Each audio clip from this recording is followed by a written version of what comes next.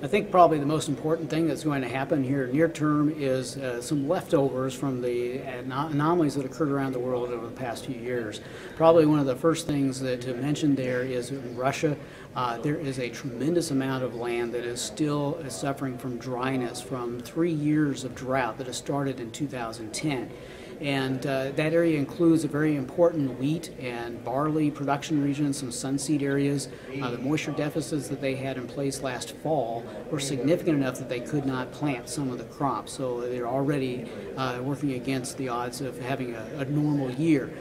But the forecast is for them to have some better weather for a while this spring, and then what we're probably going to end up seeing happen is they will turn drier again in late May into June, and they'll have a period of dry down, and stress will occur again, probably impacting their spring crops more than their winter crops. India is experiencing a change in weather right now. They have been dry for the period October through December.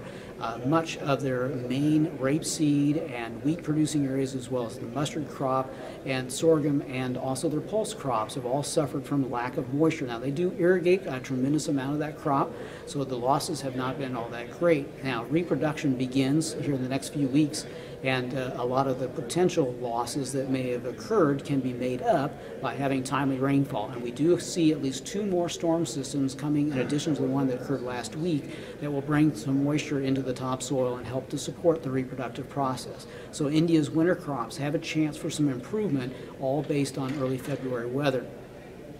In China, the forecast continues to be very good. The majority of that country is experiencing some very fine winter weather. Now, I say that knowing full well that there's been a lot of harsh conditions in the far north of China, where there's been a considerable amount of livestock loss, there's been wheat that's been damaged, but in the primary wheat and rapeseed producing areas in east central China, the weather has been just perfect. They have not seen any crop threatening cold, they have had timely precipitation, the crop is well established and is expected to perform well in the early spring.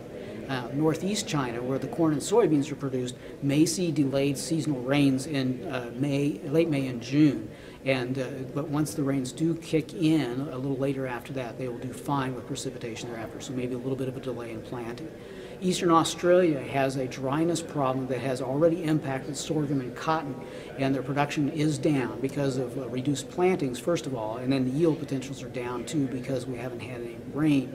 Now, just right now this week, we have seen the remnants of Tropical Storm Oswald move down through eastern Queensland, and it has produced widespread rain in sugarcane country. Substantial improvements have occurred in that crop already, and the eastern portions of sorghum and cotton are in line to pick up rain as we're speaking now and also over the next 2 or 3 days. The longer range outlook puts them back into a drier bias for a while, but southern portions of Australia, as we get into the wheat planting season, will probably see timely precipitation and will do relatively well.